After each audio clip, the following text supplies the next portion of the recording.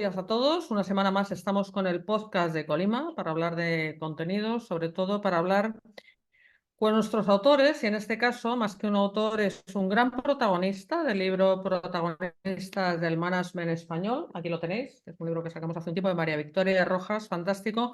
Josep Capel, nuestro invitado de hoy, es uno de esos 16 muy selectos protagonistas. Él tiene muchísimas cosas que contar, se nos va a quedar muy corto el programa sin duda, pero aprovecharemos el tiempo. Pero hemos querido reservarle un día tan especial como hoy, San Jordi, porque además Josep es, bueno, vive en Barcelona. Ahora nos cuentas dónde has nacido, querido. No voy a decir que eres catalán sin estar totalmente segura, pero en todo caso estás afincado allí y por lo tanto la verdad es que ha sido una coincidencia maravillosa y me encanta poder celebrar el día con esta conversación con Josep. Bienvenido a nuestro programa, que sabes que es tu casa. Pero bueno, antes de empezar esta conversación, que irá fluyendo, como siempre, voy a dar paso a la directora de comunicación de Editorial Colima, Rocío Aguilar, que nos va a presentar a nuestro invitado de hoy. Adelante, Rocío. Pues sí, hola, muy buenos días a todos. Vamos a hacer una pequeña semblanza de nuestro invitado, de Josep Capel. Entonces, bueno, Josep Capel es el actual CEO de CEINSA, ya más de 20 años dedicándose a la consultoría estratégica en gestión de personas. Josep es licenciado en Administración y Dirección de Empresas por la Universidad de Barcelona y tiene un máster en coaching organizacional. Forma parte del Top 10 Managers Spain y es miembro fundador de CAMTO, que es el Centro Avanzado de Métricas de Desarrollo del Talento Organizativo.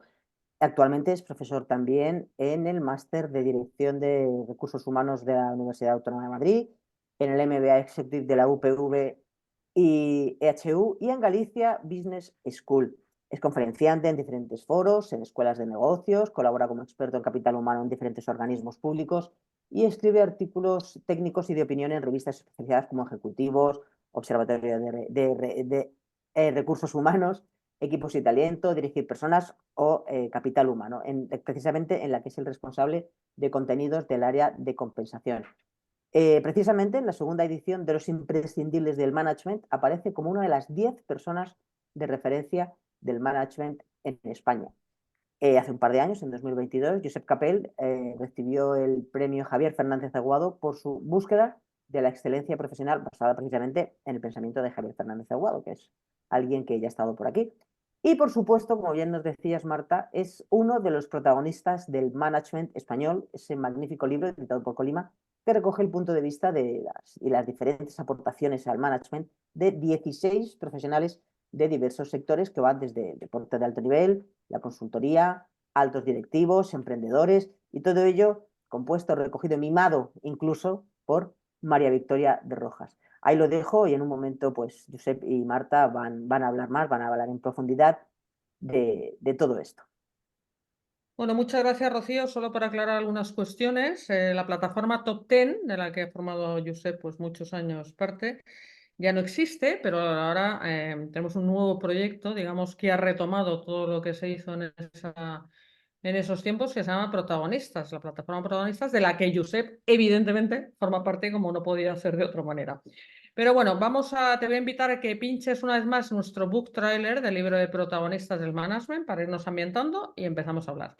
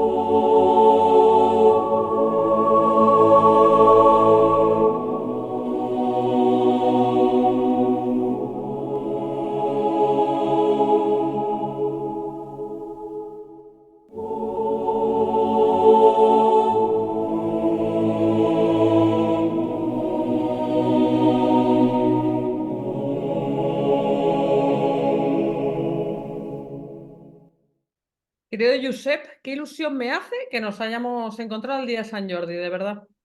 Pues mira, curiosamente yo creo que para mí es mi fiesta favorita de Barcelona, porque la verdad es que sabes que además de los libros es el Día de la Rosa, el día que los enamorados regalamos rosas a nuestras personas queridas y enamoradas. Yo, de hecho, hoy en el trabajo lo primero que he hecho es a buscar rosas para todas las colaboradoras de CEINSA y todas al llegar han tenido una rosa, indiscutiblemente también para mi mujer. Entonces, es una ciudad colorida, bonita, que también después llega un momento que, como siempre vas chocando por la calle, también llega un momento que te agobia de tanta gente, pero si el tiempo nos respeta, ya te digo, es una de las fiestas favoritas que tengo en Barcelona. Bueno, Josep, además de tu, en fin, intensa, larga o dilatada experiencia y, bueno, y logros en tus quehaceres profesionales habituales, ¿no? En CEINSA y, en fin, y todo esto que nos has resumido, pues viene Rocío. Tú eh, siempre reservas un hueco para hacer una labor intelectual, te diría que cada vez más intensa, porque estás en todas partes, querido. A mí me encanta, ¿eh? Nos vamos encontrando en distintos círculos, pues como protagonista, como prologuista, en presentaciones de libros muy relevantes. Incluso tienes una biblioteca montada en CEINSA, se titula Aprender a gobernar de los mejores, donde tú promueves precisamente reflexiones en ese sentido, ¿no? Cuéntame de dónde viene ese compromiso tuyo que te quitará tiempo y esfuerzo y energía. ¿Cuál es la motivación para seguir hablando de management? Bueno, al final me acuerdo que en un artículo de opinión ya hace algunos años ya escribí de que los directivos de hoy en día teníamos que ser hombres del Renacimiento. Hombres con inquietudes, hombres capaces de saber de historia, saber de literatura, saber un poco de todo y con curiosidad constante, pues para aprender y no solo focalizar, ¿no? Creo que muchas veces quizá una de las cosas que me preocupan en la sociedad de hoy en día es la inmediatez que tiene que ser la absoluta y a veces hasta la búsqueda de lo práctico y de lo rápido, ¿no? Y en cambio creo que a veces el saber leer un libro con tiempo o el de realmente, curiosamente, despejarte y ver otras cosas te da mucha más riqueza. Eso lo aprendí también en una época profesional de mi vida, donde trabajaba como directivo en la industria del retail. Y me acuerdo que, como siempre, conocí con una persona muy interesante que me dijo que en retail, para estar precisamente a la última, no tienes que ir a ver tiendas, sino que tienes que ir a ver museos, tienes que ir a ver calles, tienes que ir a ver parques, porque te mostrarán las tendencias, porque si solo al final eres endogámico y acabas viendo precisamente siempre lo mismo, pues acabas, en cierta manera, pues limitando tu crecimiento. Y siempre ha sido una de mis preocupaciones, o sea, el hecho de abrirme, porque al final cualquier enseñanza la puedes aplicar después en muchos otros terrenos. Muy bien. Hablas de estar a la última, tú que eres un hombre leído, y esto del management se ha venido a definir de muchas maneras, pero también como ciencia, ¿no? O arte incluso, ¿no? Por su complejidad y por la multitud de aspectos que recoge. Ahora me dices tú si lo ves así o no. Pero lo que te quería comentar es, después de Peter Drucker, que es como el referente, ¿no? En temas El de padre. management. ¿Es suficiente Peter Drucker o estar a la última significa que ese management clásico e imprescindible todavía ha evolucionado y ahora hay que pensar más cosas o hay que pensar de otra manera? ¿Cómo lo ves? Indiscutiblemente los clásicos siempre se tienen que tener en cuenta y en eso tenemos conocidos o un amigo común que es Javier, que siempre cuenta de que precisamente se tiene que conocer la historia para no caer en los mismos errores y que a veces cuando pensamos que somos muy novedosos, pues ya hace 2000 años o 1500 años ya se parlaba de las mismas cosas. Yo sabes lo que pasa, que al final tanto el management, el liderazgo, la innovación, a veces creo que son palabras que también las hemos prostituido porque las hemos utilizado de manera muy sencilla y muy fácil. A la larga el management, la gestión, el liderazgo, a la larga cuando vas leyendo a lo largo de la historia y siempre se repiten los mismos conceptos, de que no deja de ser la combinación de sentido común, trabajo y humildad. Y si normalmente tienes sentido común, curras mucho y además eres una persona humilde que vas intentando hacer el bien a las personas y sin hacer mucho, yo siempre digo que es muy difícil que te vayan mal las cosas en la vida. Lo que pasa es que quizá decidimos estas tres cosas de una manera muy sencillita y después son muy fáciles de tenerlas y de tenerlas todas. Pero al final creo que un buen líder, un buen manager, si al final es una persona que predica con el ejemplo y es el primero que curra, que además es una persona que tiene sentido común en sus decisiones y es justo y equitativo en la toma de decisiones. Y además es una persona que no va de soberbio, creo que al final tiene mucho que hacer. Después le podemos poner la sal que queramos, le podemos poner títulos muy chulos, le podemos poner mil cosas, pero al final yo creo que estos tres principios son lo que definen muy un buen manager o un buen líder o una manera de buena gestión de las personas. A ver, me encantan estos elementos, me encanta también simplificar, porque a veces es verdad que nos empezamos a elevar o a complicar tanto que en vez de, ¿sabes?, mejorar, eso nos aturulla, ¿sabes? Nos cortocircuitamos con tanta información. O sea, a mí me gustan las cosas así sencillas y simples, porque luego simples no tienen nada, porque esto del dicho al hecho, conceptualmente lo puedes entender, incluso comprar y estar a gusto, o sea, conforme, pero luego hay que hacerlo, ¿no? O sea, esto de la humildad, por ejemplo, que es una cualidad de hacer el bien, esto tiene una enjundia, que para muchas reflexiones y sobre todo trabajo, ¿no, Josep? Sí, bueno, eso por desgracia muchas veces también yo lo aprendes cuando yo soy de una generación que aún se hacía la mil y esas cosas y sabías que era más fácil ser a veces humilde cuando eras general que cuando eras cabo. Sabes que hay muchas veces mucho mando intermedio, que a veces precisamente también las organizaciones no hemos invertido bastante en su desarrollo, en su formación y que les tiramos directamente a la plaza de toros a torear sin darle los conocimientos que a veces precisamente después les exigimos cualidades que no les damos. Pero bueno, es una búsqueda constante y una lucha constante. O sea, al final, indiscutiblemente, yo creo que al final estos días he estado de viaje y me acuerdo de que, pues bueno, me explicaron un poco donde estaba la cultura más budista, ¿no? Y al final dicen que el bien y el mal existe siempre y que todas las personas tenemos dentro el bien y el mal y que nunca somos 100% buenos y nunca somos 100% malos, sino que depende de las decisiones. Pues al final es lo que dices, en el management nunca tomas buenas decisiones, o sea, no hay líderes perfectos, no hay manager perfecto, sino que a veces, pues bueno, te equivocarás, tomarás decisiones, el que toma decisiones se equivoca, pero si al final, pues bueno, cuando te equivocas, aprendes y además eres lo suficientemente humilde para que sea un aprendizaje y que no volver a caer en el mismo error, pues bueno, yo creo que al final vas haciendo la vida. Que de cuando en cuando tomamos decisiones que no son correctas o de cuando en cuando nos sale una cierta soberbia. Bueno, yo creo que está bien. O sea, yo creo que por un lado, cuando por ejemplo leíais mi currículum, por un lado te gusta que te lean el currículum y por el otro lado está bien que te dé cierto pudor y que en cierta manera dirías, que lo pasen rápido, que no hace falta explicar mis medallas, mis logros, ¿no? Sino que al final pues vamos a lo que sea, pues tener una conversación. Al final yo soy de una generación que me gusta tener conversaciones, aún me gusta tener conversaciones en una buena mesa, con una buena comida, esa riqueza de que además puedes compartir con uno lo que ponen los libros. A mí me encanta discutir. Eso que ahora parece que a veces está denostado, pues para mí discutir es positivo. ¿No? Es muy triste que la persona que tengas al lado no puedas encontrar puntos de confrontación y hablarlos. Yo, por ejemplo, soy de los que creo que, y a veces lo llevo a la práctica hasta con clientes, ¿sabéis eso que se dice que por norma que nunca se tiene que hablar ni de fútbol, ni de religión, ni de política? Pues a mí me encanta hablar de todo y creo que al final, seguramente con muchas de las gentes que hablo no estamos de acuerdo, pero a mí eso me enriquece y cada uno da su punto de visión y si eso se hace con respeto y si eso se hace como aprendizaje, para mí es una cosa fantástica. Pues en la gestión de las personas es exactamente lo mismo. Si tú hablas con la gente, no tienes por qué estar de acuerdo, pero puedes realmente influir sobre ellos, que la gente crezca y todo, es fantástico. Y al final aquí la diferencia es que en el mundo de hoy en día a veces tenemos la sensación de que no hemos aprendido que hablar con la gente es perder el tiempo. Y yo soy de uno de los que pienso que hablar con la gente es invertir tiempo. Porque cuando hablas ayudas a crecer a una persona, ayudas a desarrollarlo.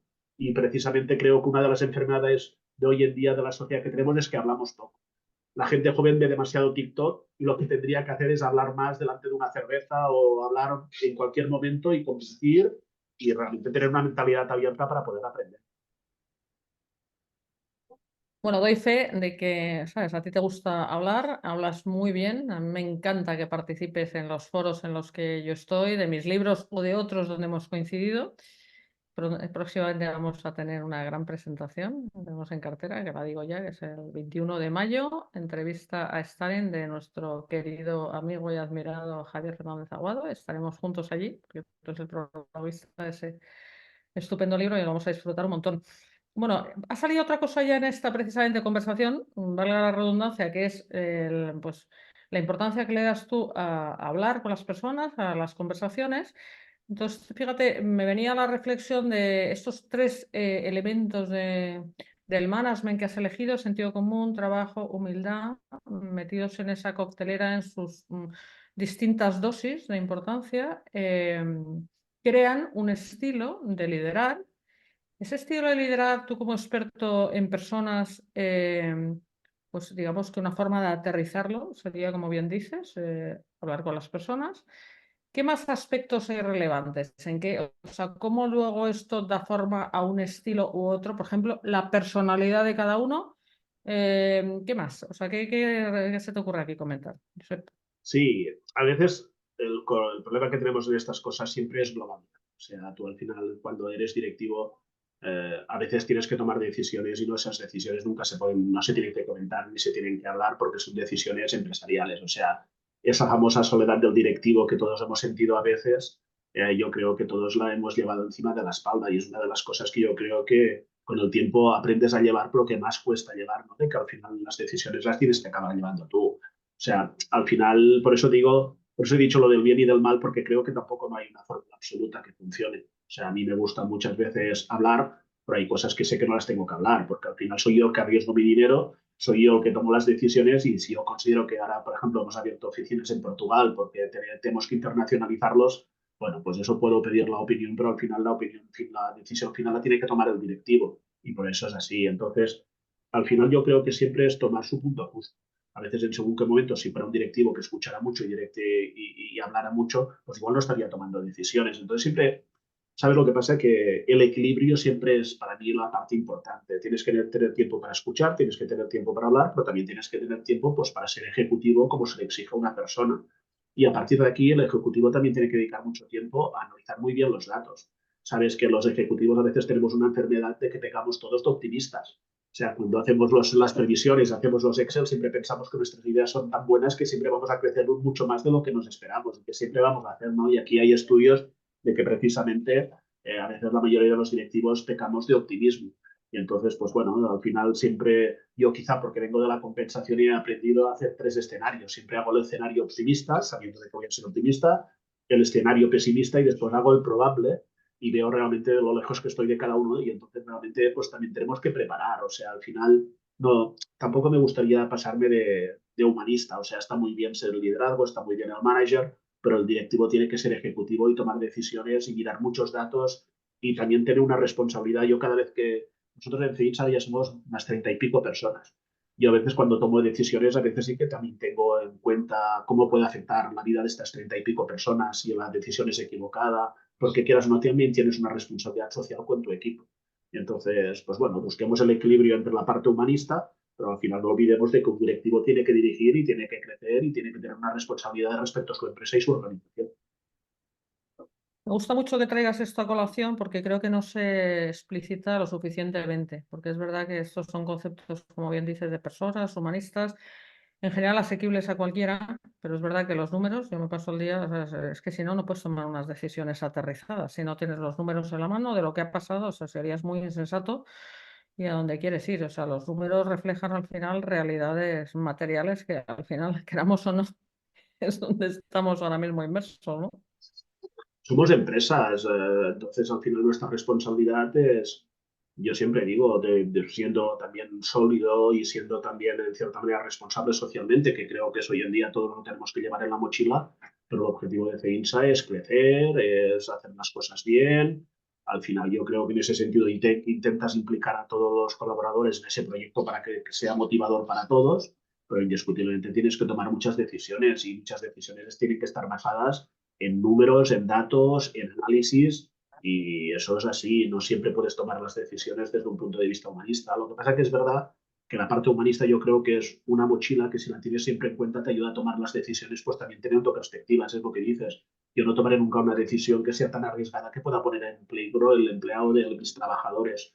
¿Por qué? Porque creo que en eso no sería socialmente responsable. Entonces busca siempre un poco de equilibrio. Entonces, creo que en eso tenemos una cultura, si quieres, más proteccionista que la cultura anglosajona, pero creo que eso también es una parte nuestra y que nos favorece, de hecho, precisamente de esa visión también de las personas que nos acompañan en la aventura profesional. Está muy bien, además tú y yo compartimos ese enfoque de valores, por eso has publicado, formas parte de la familia de Colima, y hacemos esos contenidos con valores, porque a veces yo creo que se ha pervertido ese concepto de empresa, ¿no? Que parece que el único foco es la rentabilidad, pero se olvida que se están haciendo cosas muy importantes en el camino, ¿no?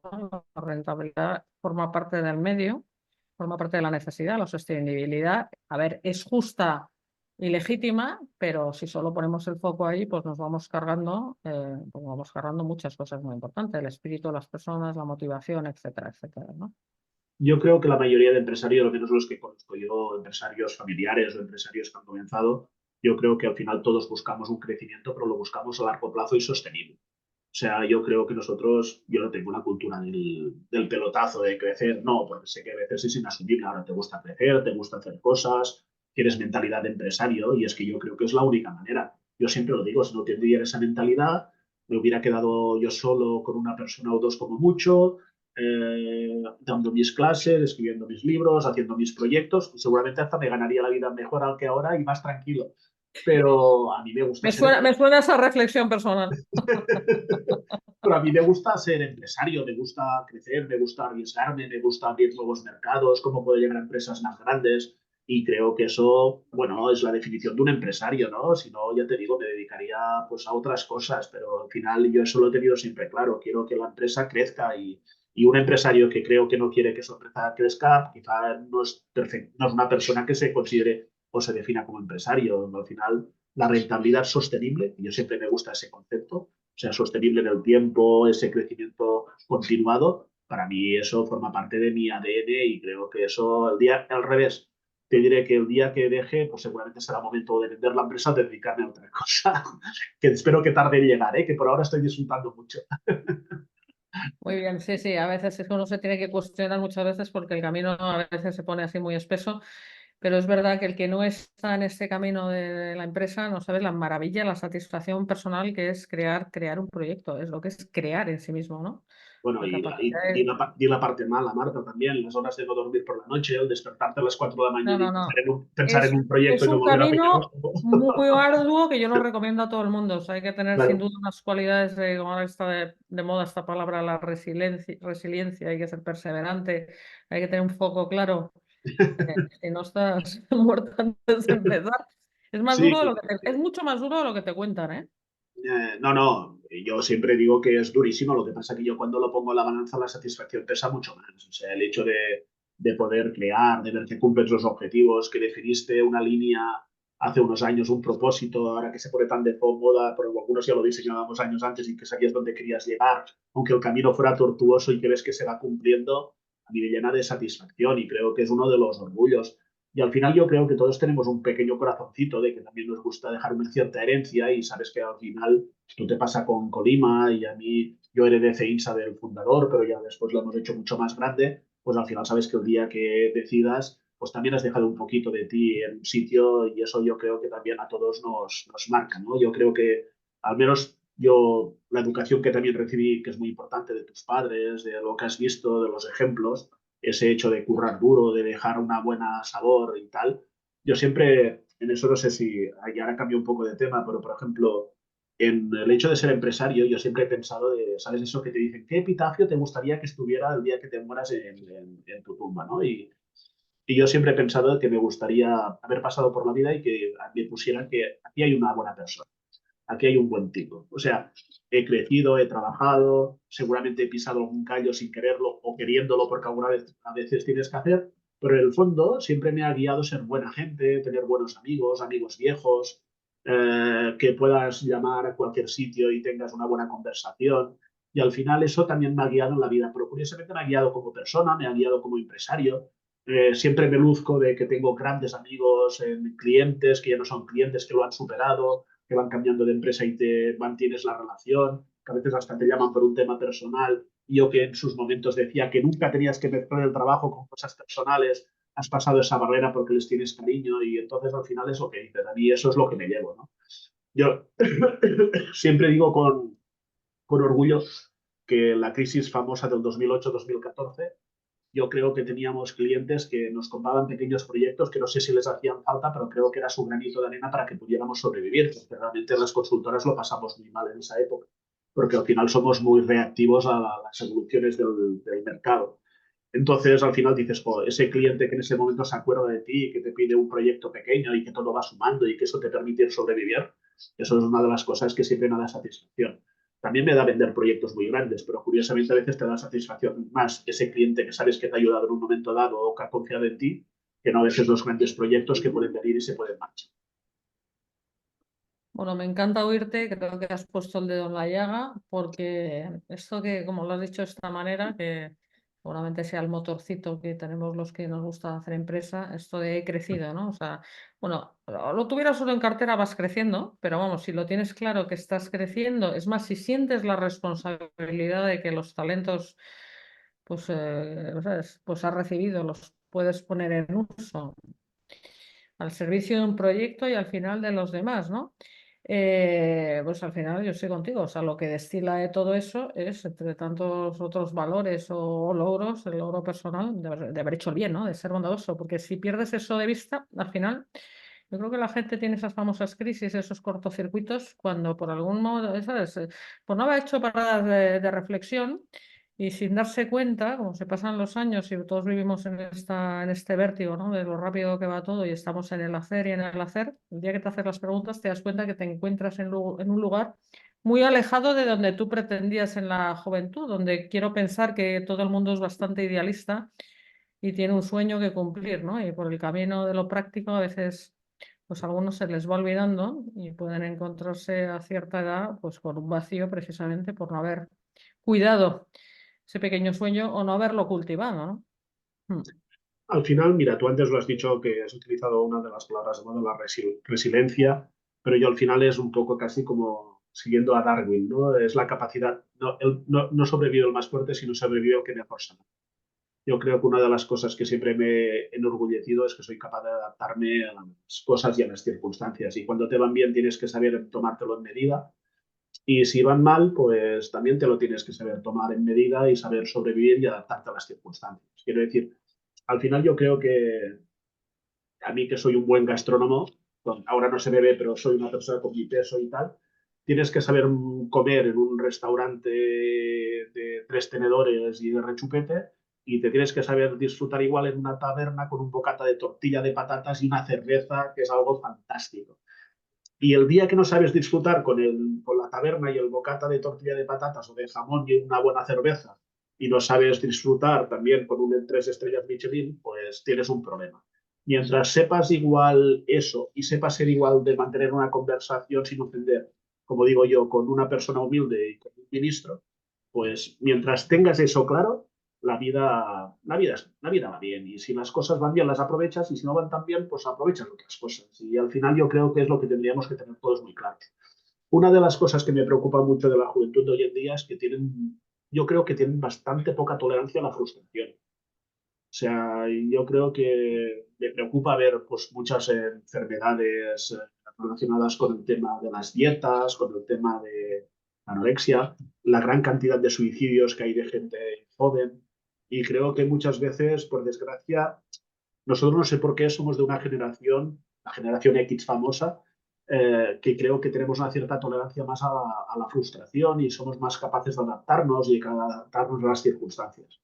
Y en cambio veo una cantidad de gente de hoy en día que además a veces hablo con padres, hablo con tal, hostia, pues que de repente suspender un examen es un cataclismo y que lo pasan fatal. Entonces creo que tenemos una responsabilidad hacia la sociedad y hasta la gente joven de volverles a enseñar a adaptarse a las circunstancias, porque lo que está muy claro es que el mundo es cambiante, cada vez va a cambiar más. Creo que en Europa tenemos un problema. Yo la semana pasada he estado en Asia, he estado en Singapur y te das cuenta que la velocidad que viven en Asia y la velocidad que viven nosotros es como si nosotros vamos en coche y ellos van en un jet. O sea, entonces, bueno, pues tenemos que adaptar a la gente con capacidades que creo que están muy preparados de idiomas, están muy preparados de formación, pero curiosamente les tenemos que formar en habilidades que les permitan adaptarse a las circunstancias y sobre todo una buena tolerancia a la frustración y capacidad de adaptación. Y en eso no sé si estamos educando a la gente joven en esos aspectos. Y es una cosa que me preocupa, como no puede ser de otra manera, en la sociedad. Estoy de acuerdo contigo. Lo difícil en la vida, sin duda, es encontrar el término medio, porque aquí estamos en esta sociedad que nos hemos creado del bienestar, seguramente sin querer y con buena intención hemos educado generaciones pues, con menos exigencia, porque nosotros nos exigieron y nos exigimos tal vez demasiado en algunos aspectos y les hemos querido ahorrar a nuestros hijos y algunos a nuestros nietos, pues ese camino tan arduo, ¿no? Y los resultados seguramente, vamos a ver en qué se traduce, pero es verdad que hay cosas, las cosas importantes se consiguen con esfuerzo, con muchísimo trabajo, sino es que ni siquiera te las imaginas, o sea, esa recompensa te la has tenido que cultivar, o sea, hay gente que ni se imagina lo que hay, porque ni siquiera se va a esforzar en hacer el camino, ¿no? Yo estoy contigo también, yo también viajo habitualmente a Asia, también a Singapur, este año he tenido la oportunidad de estar en Corea. Es verdad que o sea, estamos totalmente en el otro extremo. Estos están efectivamente, o sea, son hipercurrantes, hiperexigentes, están en otro programa mental, por decirlo de alguna manera. A veces se pasan, como bien sabes, de apretarse las tuercas, el nivel de suicidio, que aquí será por otros motivos, que es justo caer en el lado contrario, la desmotivación, el no sentir que, o sea, no sé, pero el suicidio me parece difícil de entender, pero sí es un análisis seguramente un poco irresponsable, pero preliminar. Seguramente sea más esto, ¿no? El vacío de no entender de qué sirve tu vida, mientras que en el otro lado se pasan de exigentes y caen en el opuesto. O sea, por eso te decía, lo difícil es encontrar el equilibrio, pero yo creo que hay que estar expuesto a culturas, a gente y a distintas situaciones para ir extrayendo lo mejor de todos los mundos, ¿no? Y hacer de cada uno, en la medida de lo posible, tu propio puré personal de los aprendizajes que vas pudiendo incorporar, ¿no? En eso, en un mundo global y que cada vez me parece que es más pequeño, quizá en países y en Europa en general, pero y en España en particular, lo que tendremos que vigilar es que en los próximos años, cuando vas a Asia o vas a Estados Unidos y tal, tienes la sensación de que tendremos mucha fuga de talento. O sea, yo si ahora tuviera los 23 años, yo te aseguro que me voy a trabajar 3 o 4 años a Singapur, a Seúl, a Beijing o donde sea, pero vería experiencia. Después seguramente me volvería por Australia. Y de Australia me iría a Los Ángeles y de Los Ángeles igual después acabaría ahí. Entonces, creo que tendremos un vacío de gente de 20 y pico años a 30 y pico de años que realmente costará retenerlos. Porque si eres ambicioso y quieres aprender y quieres conocer, creo que hoy por hoy las habilidades profesionales o las posibilidades profesionales cada vez afuera pueden ser más atractivas. Y eso puede ser una gran pérdida de talento para Europa y sobre todo para España, porque yo creo que, por desgracia, nosotros aún estamos un poco más en la cola. Yo, por desgracia, creo que eso ya es una realidad. O sea, ya llevamos una década perdiendo talento, por ejemplo, talento de profesiones técnicas, o sea, los mejores arquitectos, gente muy talentosa, joven, que quiera progresar. O sea, aquí es que si no hay obras, ¿sabes? Se ralentizó todo con las crisis, incluso hubo una época que no había obras, ingenieros, arquitectos, se han ido todos a esos países donde se les paga, se les reconoce, se les deja desarrollarse. Y luego, imagínate todos los que son, lo que son vocaciones científicas que todavía tienen más mérito, porque tener vocación científica en este país, vamos, es que tienes que tenerla muy fuerte, muy clara para querer emprender un camino. O sea, pasa por salir fuera, sí o sí, lamentablemente, y yo creo que ya estamos empezando a pagar en carne propia, pues eso, como bien has descrito, de fuga de talento, en términos de competitividad de nuestro país, que está cayendo, o sea, en picado, y esto no se soluciona de un día para otro. Esto es no haber sembrado la cosecha y ahora no hay cosecha que recoger y vamos a seguir por esta línea y nos va a llevar, fíjate que Corea, que hace 10 años estaba muy por debajo de nosotros en todos los índices de riqueza, etcétera, o sea, ya se han cruzado las líneas y nosotros estamos muy atrás. O sea, porque están haciendo estas cosas, las tienen claras y las están haciendo bien y de forma además conjunta entre toda la gente del país, que es otro de los grandes males seguramente de este país, ¿no? Que tenemos suma cero, porque aquí cada uno va a su rollo y a sus intereses y al final la suma es negativa para todos, ¿no? Claro, lo que pasa que precisamente, y en eso, como siempre te he dicho que me gusta ponerme en charcos que me gusta hablar de todo, cuando hablamos de management y hablamos de grandes managers y hablamos de grandes líderes, y no voy a entrar en colores políticos, pero precisamente en Europa y en el mundo hay grandes escuelas de formación de políticos y los políticos tienen que tener ciertos conocimientos y ciertas capacidades y creo que aquí en eso pues tenemos cierta flojez, ¿no? O sea, cierto campo de mejora para ser finos. Cuando estaba la semana pasada en Singapur, me acuerdo que pues lo típico, buscas y te encuentras restaurantes italianos, restaurantes alemanes, restaurantes tal. O sea, que al final España no existe y dices, hostia, pues yo quizás soy España, soy Madrid, soy Barcelona, soy cualquiera, me da igual. Y lo que hago es ayudar a que se monte allí el mejor restaurante español en el centro de Singapur, aunque el primer año tenga que pagar el dinero y tenga que perder el Estado 5 millones. Pero es que eso representa que si por allí es un país de los más ricos y pasan no sé cuántos millones de personas, pues que vean el típico restaurante español situado, con la gastronomía española es fantástica, y que no solo tenga que venir de la iniciativa privada, sino que la iniciativa pública también puede ayudar en estas cosas, en darnos a conocer en determinadas plazas. Y quizá tiene que haber 10 restaurantes españoles, o como el Little Italy, tiene que haber situados en Singapur, en Seúl, en Nueva York, en Hong Kong y en Xi'an. No lo sé, pero tenemos que comenzar a tomar decisiones de que solo la iniciativa privada, y sobre todo por el tamaño y la dimensión que tenemos las empresas españolas, de que tenemos un hueco en medio, somos muchas pymes y somos unas empresas grandes, pero en medio nos falta mucho tejido empresarial.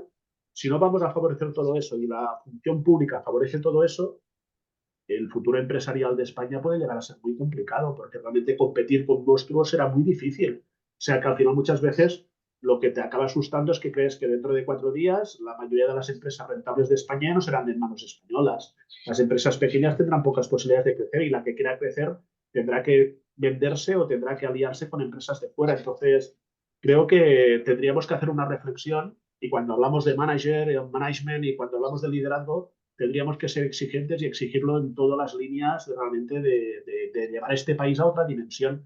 Porque nosotros, Marta, gracias a Dios, nos puede ir bien o nos puede ir mal, pero ya estamos al final del camino. Estamos no en la operación salida, pero estamos cerca ya. Nos quedan un par de Sin salidas. duda, sin duda. Pero los que vienen detrás, realmente es lo que dices. Creo que tendríamos que hacer una reflexión entre todos y ver dónde queremos llevar este país y remar todos en la misma dirección. Si no, creo que tenemos un problema.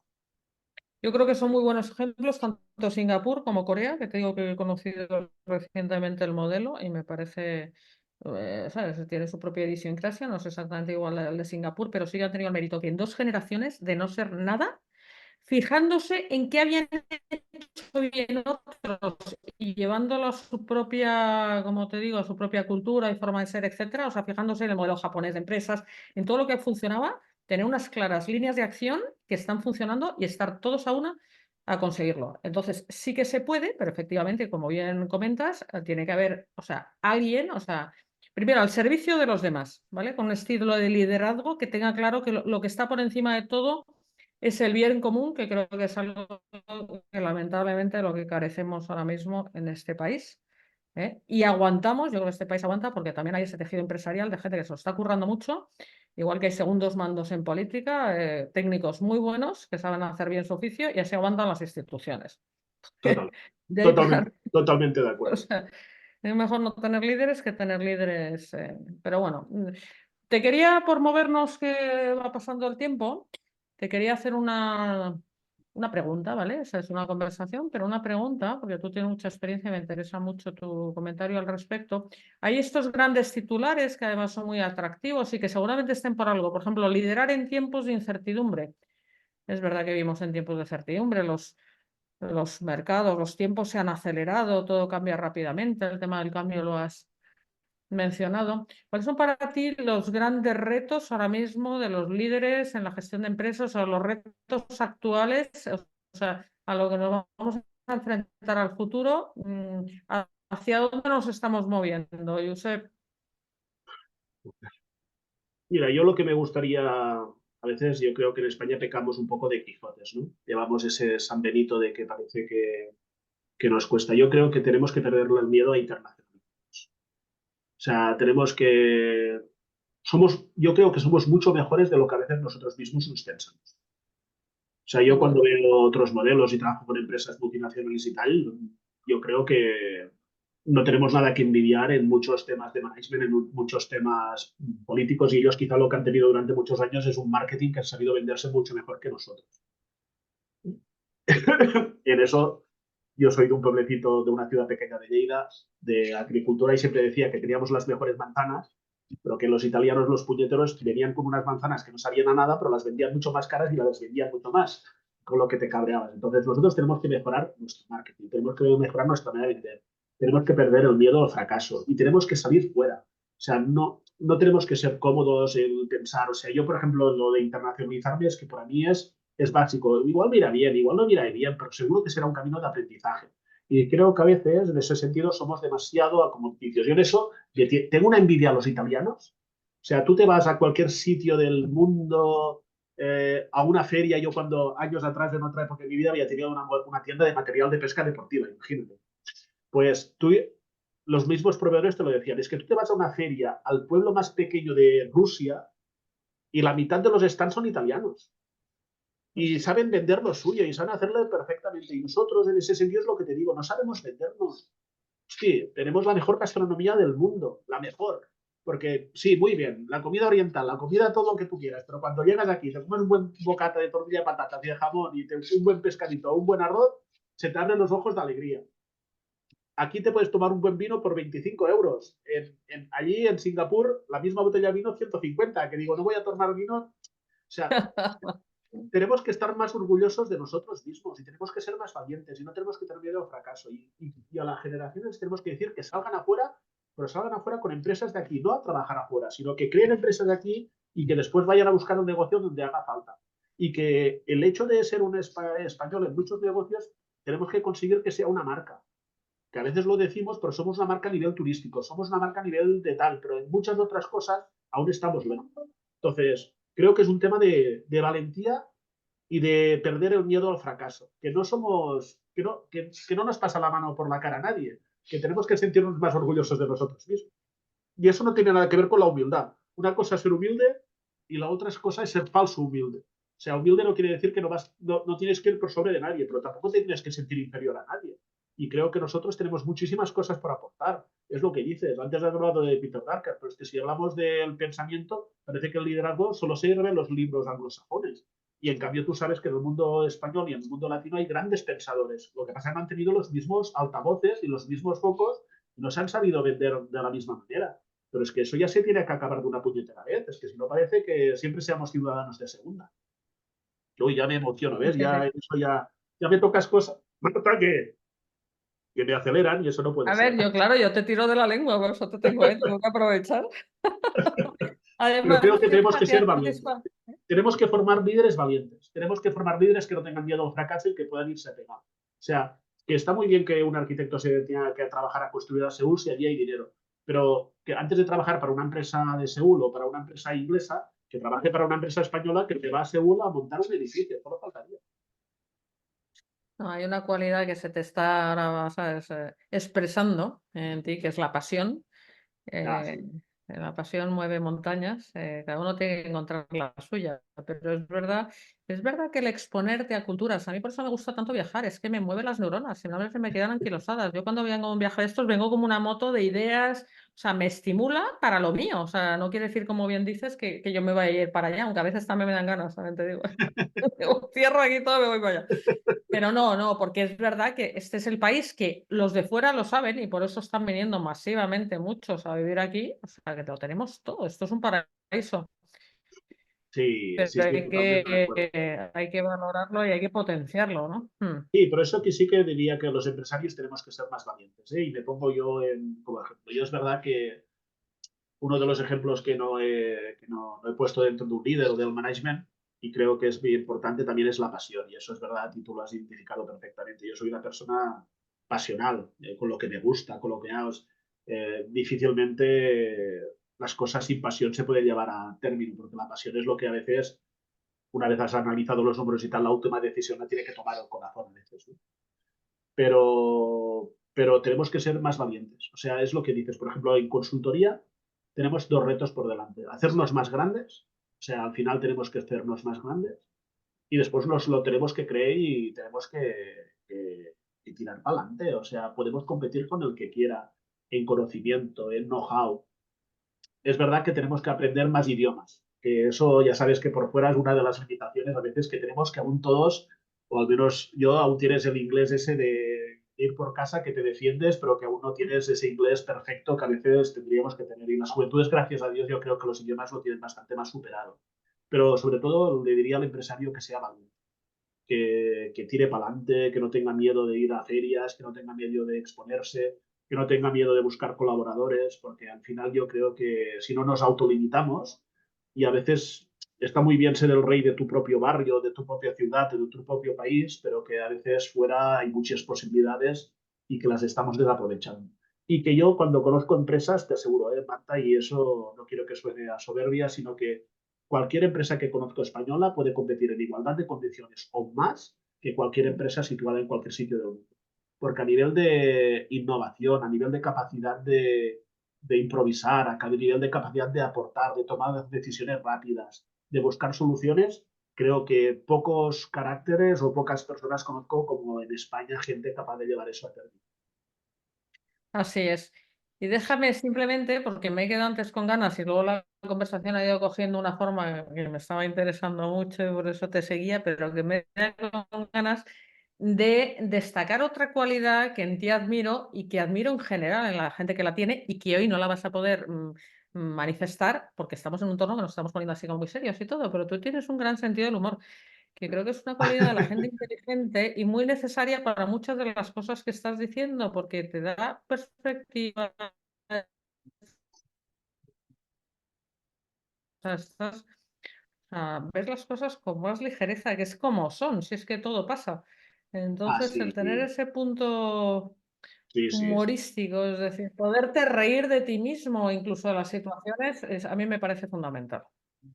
Bueno, yo siempre he dicho que el humor es una de las cualidades que demuestra la inteligencia de una persona. En una época de mi vida, eso gracias a Dios ya no lo hago, me acuerdo que para medir la inteligencia de una persona, o buscaba su punto humorístico o lo llevaba a la discusión. Porque entonces, en cierta manera, le hacía salir de su zona de confort y era capaz de medir si realmente era una persona inteligente o no era una persona inteligente o si sabía ver, ¿no? Y eso durante una época de mi vida lo utilizaba habitualmente. Después me di cuenta de que eso no se tiene que hacer y ya dejé de hacerlo. Pero es verdad Que hacías entrevistas quedándote con el entrevistado, que le dejabas sí, colocar. sí, pero es verdad que sí que lo hacía. Y es verdad de que una de la inteligencia en el humor sobre todo viene de saberse reír de uno mismo. Y creo que eso, curiosamente, a ver, sé que ahora tampoco voy a ser políticamente correcto, pero creo que una de las cosas de la sociedad que también estamos perdiendo a veces ahora es que ahora parece que todo eh, no se puede hacer chistes de nada, no se puede reír de nada. Bueno, yo me río muchas veces de mí, me río de mi peso, me río de tal y no me importa que se metan conmigo siempre que el otro acepte que me meta con él. Que eso también es importante, ¿no? Pero creo que el humor es una de las cosas que te ayudan a hacer fácil la vida. Volvemos a lo de siempre. Mira, eso una vez conocí a un americano y me acuerdo que hablábamos de las redes sociales y en ese momento era Facebook aún y hablaba de Facebook y tal y me decía que él no entendía por qué los españoles utilizábamos Facebook.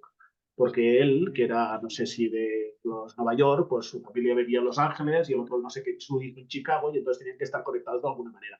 Pero dice, bueno, vosotros que tenéis los bares y tenéis las pandillas de amigos y tenéis esas cosas, ¿para qué necesitáis Facebook si vuestro local social es ir a tomar una cerveza con los amigos? Yo, por ejemplo, juego a tenis y, hey, aunque no lo parezca, me defiendo. Pues para mí el hecho de ir a jugar un fin de semana, un sábado, un doble con los amigos y después tomar dos cervezas y reírte de todo, es una de las cosas más maravillosas. Y al final, en una mesa que además puedes hablar de cualquier cosa, yo creo que eso enriquece. Y además, mira, curiosamente, en la mesa donde seguramente coincidimos los amigos, la mayoría no sabemos ni de lo que trabajamos, lo que dejamos de hacer, pero en cambio compartimos todos una pasión, una manera de divertirnos y de pasarlo bien juntos, pero eso forma parte de nuestro carácter.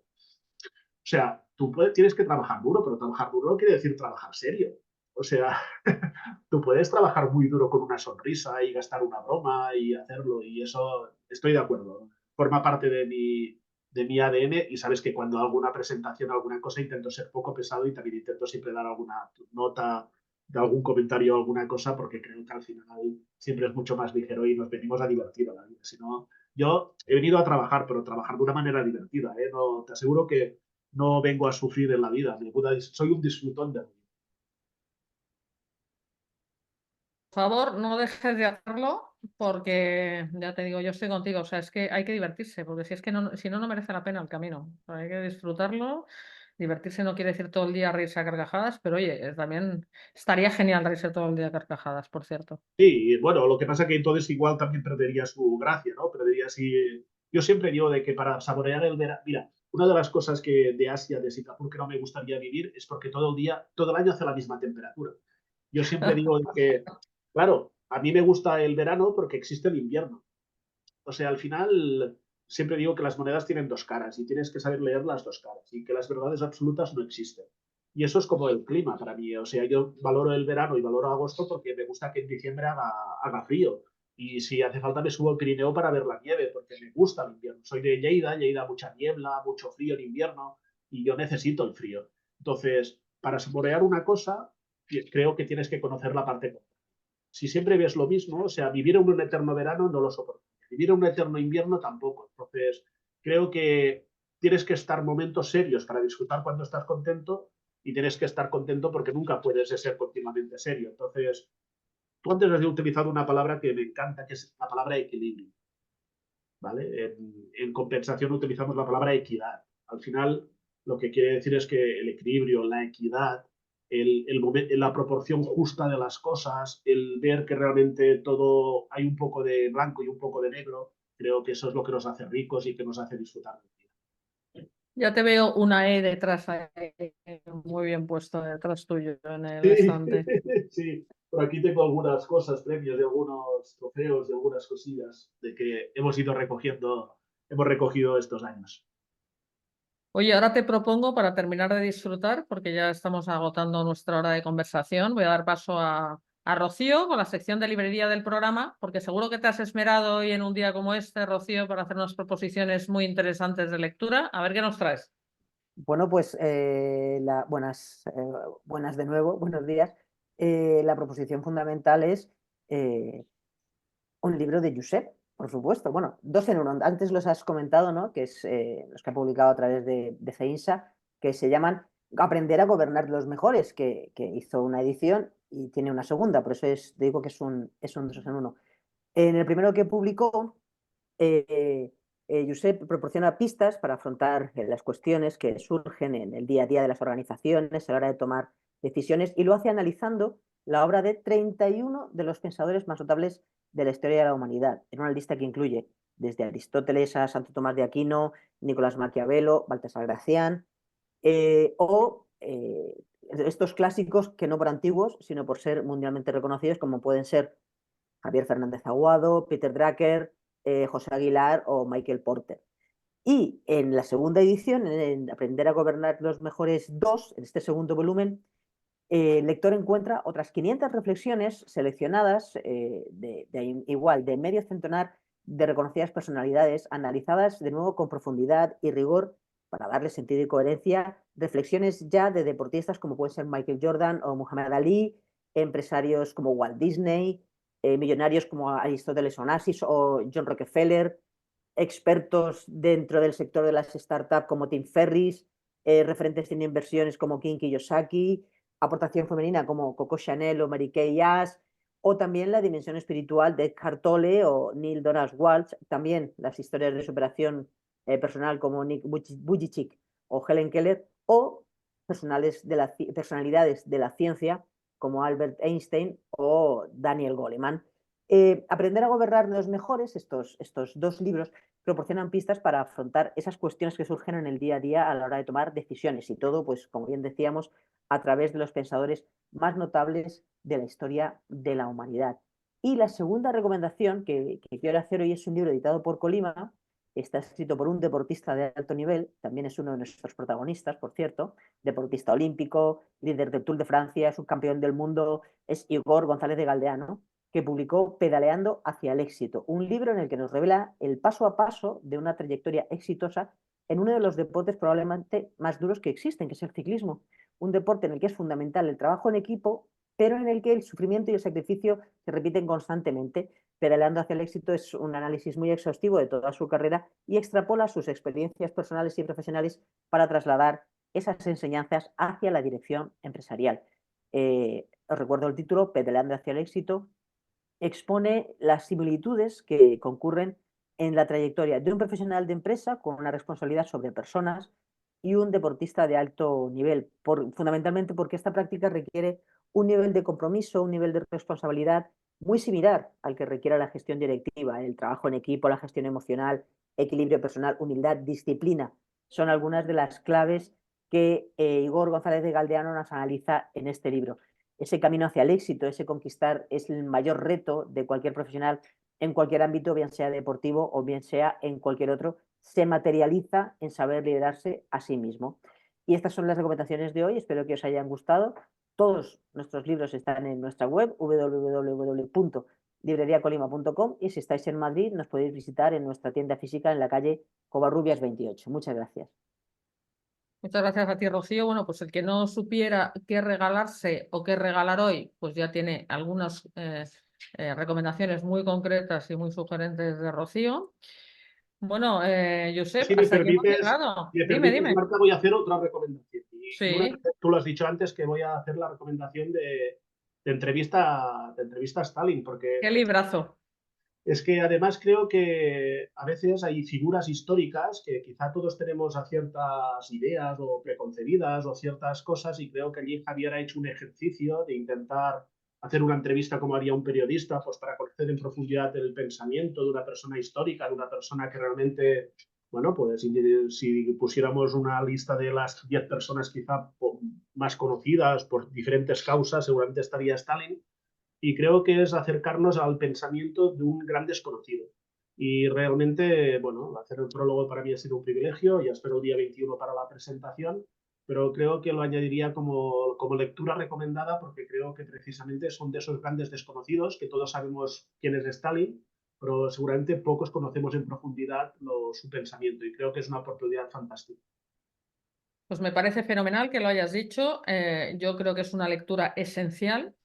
El libro es un librazo, tú y yo lo sabemos, que conocemos en primicia esta maravilla que ha hecho Javier una vez más, pero sin duda tiene este plus de que, como bien dices, en la lista de la gente que uno debería conocer en la vida está este personaje. Sé que Rocío no lo ha dicho porque el otro día tuvimos un podcast y yo, Javier, sobre el libro. Ah, vale, sí, es verdad, lo sé, pero bueno, no quería Pero perder está bien, no muy bien quería que perder la tú lo oportunidad. traigas.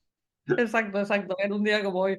Pero bueno, te quiero agradecer, pues nada, tu disponibilidad para participar hoy, el ser un protagonista y bueno, y el rato tan fantástico que he pasado contigo, que espero que tú también lo hayas disfrutado. Como siempre, sabes que se me ha hecho corto y que tú y yo seríamos capaces de estar hablando una horita más sin ningún problema. Eso sí, O eso sea sí. que en ese sentido, encantado de formar parte de protagonistas, de compartir con vosotros, que además sois buena gente. Y nada, continuaremos haciendo el camino juntos, seguro que mucho. Maravilloso. Bueno, pues muchas gracias, Josep. Gracias a todos los seguidores de Editorial Colima y a todo el equipo de Editorial Colima, como Rocío, y hasta la semana que viene. Hasta luego, encantado. Chao.